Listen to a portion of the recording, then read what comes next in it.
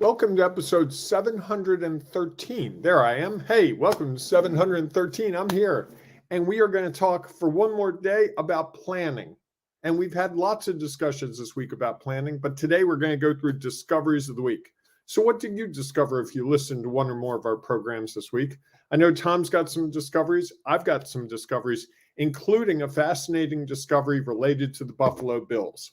All that and more coming up on today's Antidote. Stay tuned for today's Antidote, brought to you by the Renegade Success Network. Today's Antidote features a healthy dose of thought-provoking insights and information for business owners, entrepreneurs, leaders, and nonprofit professionals. Each day since March of 2020, this program has offered that one thing to help you continue on your own unique pathway to success. And now, Renegades, we bring you Bob Graham and Tom Brush. Good morning, Tom. How are you? I'm doing well. How are you today, Bob? Good. Except I'm going to come right out of the gate with my discovery of the week related to football. Okay. That is, there's an amount of snow forecast that will cause the Buffalo Bills not to play a home game. I did not believe that to be true. I know it happened in 2014. I heard that last night. But they've moved the game that I was so looking forward to at 1 o'clock today, on Sunday. They've moved it to Detroit, which I believe is an enclosed stadium, meaning the odds of snow falling in there are virtually zero. I guess. Who knows? Maybe there's a hole in the roof. I love a good snow game. I'm so disappointed. I thought 6 feet of snow would really make football a lot more fun. You know, they could dig tunnels and trenches and just whiteout conditions, good times. All that said, hey, if you're up in that area, if you're up in the New England area and you're going to get pounded by snow, thoughts with you. Be safe, stay warm, bring the wood in. I don't know beyond that. You realize that Buffalo's not in the New England area, correct? It's kind of all, isn't that part of it? Or what would you call that? I don't think people in Buffalo would consider themselves part of the New England area. The Great Lakes area. Okay. Yeah. Well, New England's getting walloped too, right? I don't think so. Oh, I thought it was okay. I think it's a lake effect thing. I mean, I think they might get some. I don't know. I thought it's a lake effect thing. That I haven't been watching Jim Cantori. I will have to.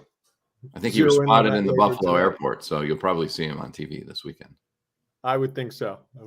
Yes. All right. Yeah, well, be careful about lumping New England and Buffalo together. Okay. Apologies to you Buffalonians. Is that what they call them? Buffalonians? I believe so. Buffaloers? No. Buffalonians. Okay. Sounds weird. All right. So I'm out of my element. I think we should move to our topic where we do better. Hey, it's Friday. I'm so excited. It's Discoveries of the Week. Tom, we've been talking about planning all week. But first, the important thing. We have to talk about this workshop that we're planning for December 8th in Baltimore. And if you have not scheduled your time to come to it, hey, we got limited reservations, limited opportunities. They're going fast. Tom's going to lead us through a process that's going to help us, including me, I can't wait, better figure out how to take next steps. Figure out a goal, a dream, whatever it is, and figure out the next steps. It's a powerful opportunity for you, for me, to figure out ways to move forward. And that's happening December 8th in Baltimore. While Tom does his usual Facebook, LinkedIn, Twitter, and all that good stuff, I'm going to put the link in here because for some reason I never remember the link and I need to put the link in there. So Tom, take it away. Well, thank you, Bob. Yes, please feel free to mark your calendars for December 8th. We'd love to have you come and be a part of it.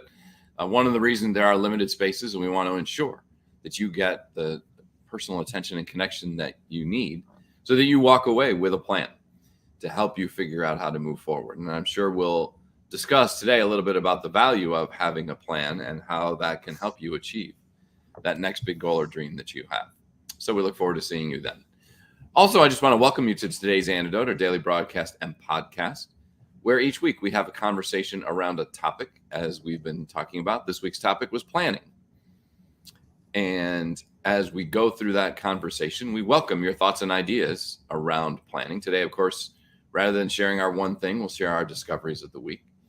So as we're going through the conversation, please feel free to share anything you have discovered throughout the week, or as part of your knowledge, experience, and perspective around planning, because we know that it'll add value to our show.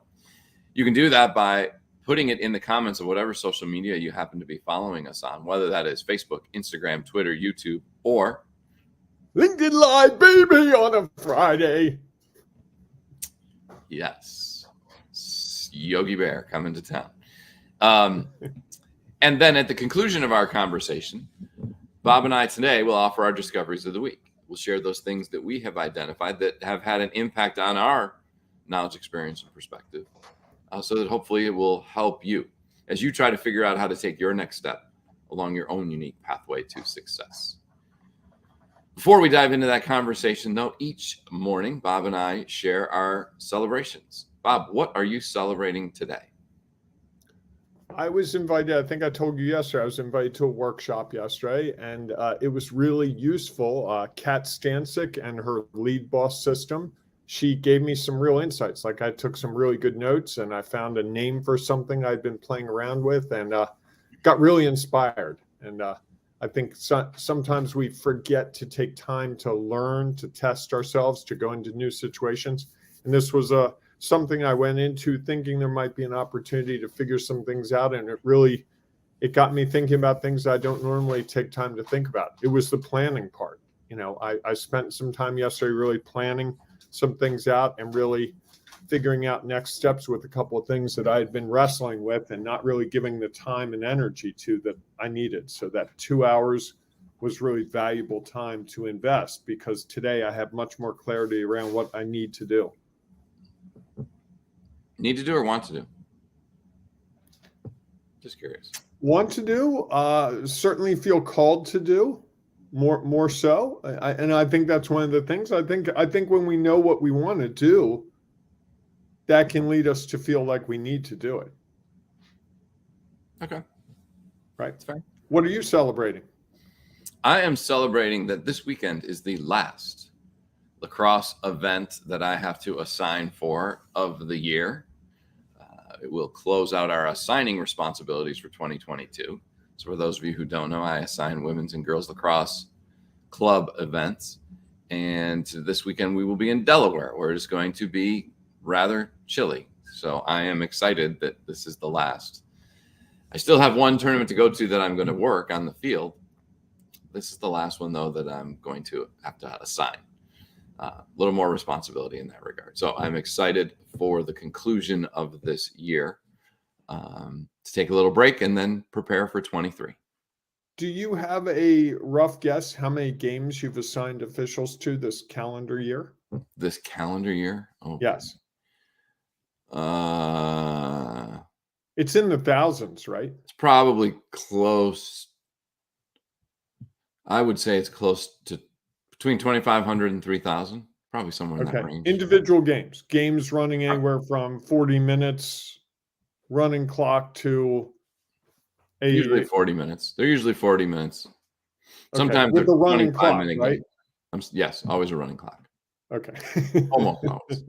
For those of you who are not experts in this, a running clock means it keeps going no matter what, right? As opposed to the clock that stops when the ball goes out of bounds, or there's a penalty, or there's any other reason to stop it. So a running clock means the games usually finish in about an hour, right? They finish usually, and they're done in 45 minutes. And we're ready to start the next. Okay. Yes.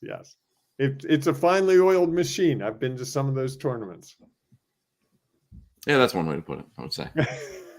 That's what it looks like from the seats. Well, the people who run the events that we do, I would say, is definitely a finely run. They do a great job. I've been to some other events that's not as well organized. So, and it's great for the kids who get to play. Yeah, absolutely. Lacrosse is a big sport in the Mid-Atlantic region, and it's great that we have kids that are still playing that sport, and it's starting to grow around the country, which is really exciting. Yes, indeed. I'll be going to events in Tampa and San Diego, actually Palm Springs. Okay. In December and January. Wow, that's really tough, Tom. I feel your pain, really. I think everyone out there is really feeling it like, wow, you're giving back to your community in powerful ways by going to San Diego and Palm Springs. Yeah. Tampa and Palm Springs. Okay. Now you're really giving. Yeah, somebody has So, to do it. so we've been talking all week about planning, and I think we had some really great discussions. I think I went back yesterday and listened to 2 or 3 of them, and I was surprised at how much there is in terms of planning that I hadn't really thought about until we got to this week and really talked about it. And the thing that really kept coming back to me is that plans aren't final. And I think that's something that's always held me back with planning. It's like if I put this plan on my whiteboard, if I put this plan in my notebook, if I say this plan to you out loud, now I'm accountable for it. And now it's carved in stone. I have to do it. And I think the underarching theme and the tone of this whole week is we plan, but we're planning the next couple of steps. We're planning a step to take, ideally. And then from that step, we're taking the lessons we've learned along the way, and we're going to apply it to the next step and the next step. And while we have a goal in mind and we might have some mile markers, I think planning is more guardrails, frankly, than I thought before this. I thought of planning as the destination's there and this is the route we're going to take and put it in the GPS, and no matter what, that's what you have to do.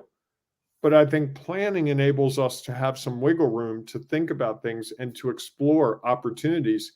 And I think if you talk to the people who are successful in business, whatever that looks like, or successful as leaders, if you ask them the right questions, they'll tell you about all the times they failed along the way. Oh, the first time I led a team, it was really bad. I didn't know this, I didn't know this, I didn't know this. And I've talked to leaders who it's shocking to me that they say that because it's like they have it down cold now. It's hard to believe that they couldn't do that at one point. They're like, oh, I didn't realize that I had to have weekly meetings. And now a weekly meeting is part of the cadence. And I think that's part of this that we have to acknowledge in terms of planning, that you can't know everything up front. And I think so much of when I talk to people about the reluctance to plan is they think they have to know all the answers up front, or they think they're locked into something that's final. And I know I've fallen into both those traps before, where it's like, Tom, I don't have time to plan this because I don't know all the answers. The plan is the turn-by-turn instructions that my GPS gives me. And I don't have turn-by-turn instructions for very much in my life, if I'm being honest. There are things I've done and I could do again, but there's always a variable. Look, the NFL has 15 games every weekend? They had a variable come in this week. 6 feet of snow. I guarantee back in August, they weren't thinking 6 feet of snow in Buffalo this weekend. And so somewhere along the way, the plan for the game, and when you talk about moving a football game, you're not talking about like, okay, guys, turn the lights on in Detroit and turn the lights off in Buffalo. You're talking about vans of equipment, TV stuff. There's a lot going on there. Sure. And, I figured out why they picked Detroit, Tom. They Why? have a Thursday game on Thanksgiving there. I have wondered if the Bills were just going to stay there. Are they playing in that game? Mm-hmm. At Detroit. Oh, okay. Now, it's all coming clear now. But notice there's a plan that someone realized, hey, Buffalo plays there. We've got to find a different venue. That's a great example to me of planning on the fly. And we have to do that in all of our business, all our lives. As a leader, you have to do it. I can't think of a day where I have had a plan in place that was perfectly executed, that there were no changes at all. I don't think there's been a day in my life like that. Maybe, but I doubt it. How about you? You think there's a day in your life where you've been able to say, here's my plan for a day, and you execute it to a T, no change? I think it depends on how detailed the plan was. Sometimes my plan is I just have to get this one thing done. Okay. And that might be, enough. And I think that's one of the challenges is, going back to planning too much, is we plan too much, there's more likelihood that things are going to go astray. If your plans are a little more focused and specific, I think there's a decent chance that you can get that done. Now, it's not saying that you absolutely will, because at any time anything could happen. And I think that was you made a comment about leaders who have it down cold. Mm-hmm. And I think leaders who think they have it down cold are in for a rude awakening. I mean, I had a situation once where we had a new person come in, and during the interview process, they had their playbook. This is exactly how things were going to go. And I have a feeling within a month that playbook was thrown out and they were starting all over again. Because they thought they had it down cold, because this was something that worked somewhere else. And they thought, well, I'll just bring this to this situation and it will work. It's the answer. And I think what they realize is that's not necessarily the case, is that it isn't just plug and play. You have to come in and sort of share, all right, and understand, like, what are the resources that a new organization has and how can you leverage them? And there's a pretty good chance that no two organizations have the exact same resources. And so now you've got to figure that out. And I think that's part of it, is sort of having the knowledge, experience, and perspective to think through what that plan would look like. And at the same time, know that the likelihood of us being able to take each and every one of those steps is not likely to happen, because things are going to pop up that are out of our control that are going to change that. And I think to me, that's the leadership, is that you have the ability to put a plan together so you give people a strategic direction, and understand that there's a pretty good chance that we're going to have to modify that plan along the way. We can keep working towards it. We can keep seeing how it goes. And at some point we might have to say, geez, you know what? This is what we thought was best at the time. And now that things have changed, it's not necessarily going to be the most effective way to do what we think or get us the results that we are hoping for. And so I think that that's an interesting thing, about the plan and about planning, is there is real value to it, because I'm not sure how you figure out what your next steps are going to be, or even if you're ever going to get to your destination without a full plan. And yet, I think also understanding that and being aware and flexible to say, some things have happened that are out of our control. We now need to make a detour.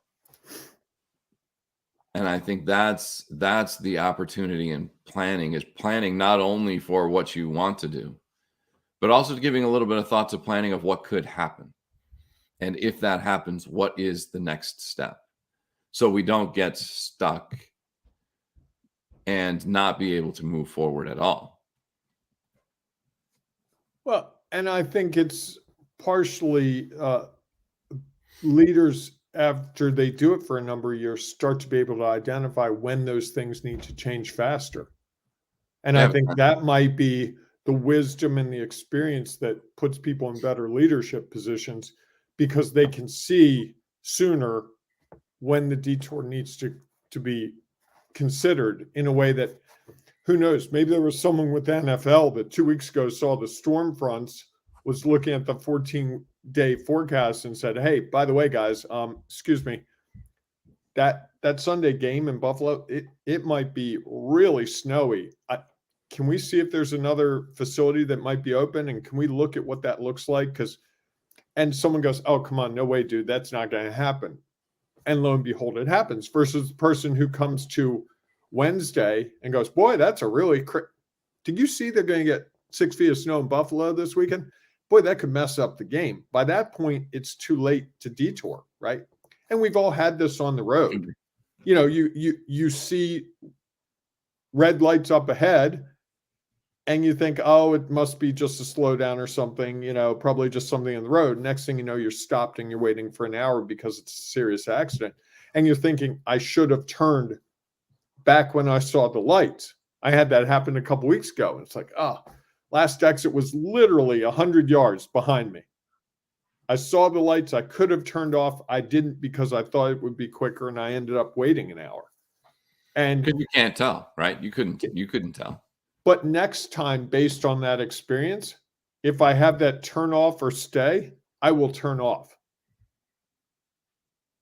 Depends on what the turn off leads you to, I guess. Right. That's the thing about it, is like there's no I think it's just that you just have to make a gut decision about what do you feel and feel comfortable with it, and not be like, oh, I should have turned off, or oh, I should have stayed on the road, or oh, because there have been times when I've turned off, and that's led me into even more being stuck, because now it's taking me out of the way, and only to find out that it was just a momentary slowdown. For some whatever reason, people were on their brakes a little bit because it was a little congested, and then it cleared right up. We can't know, right? We can't see that far ahead to have an understanding. And so I think that that's one of the challenges, I think, is that you can make a change or stay the course and end up just judging the decision that you made, rather than accepting and being like, hey, you know what? I did the best that I could. I made the best decision that I could, or I made the decision that I could, given the information that I had. And I couldn't have known any different. Maybe I could have listened to the radio. Maybe that's a thing. It's like, oh, okay. Maybe I could have had Waze on my phone, so I knew like what was the issue up ahead.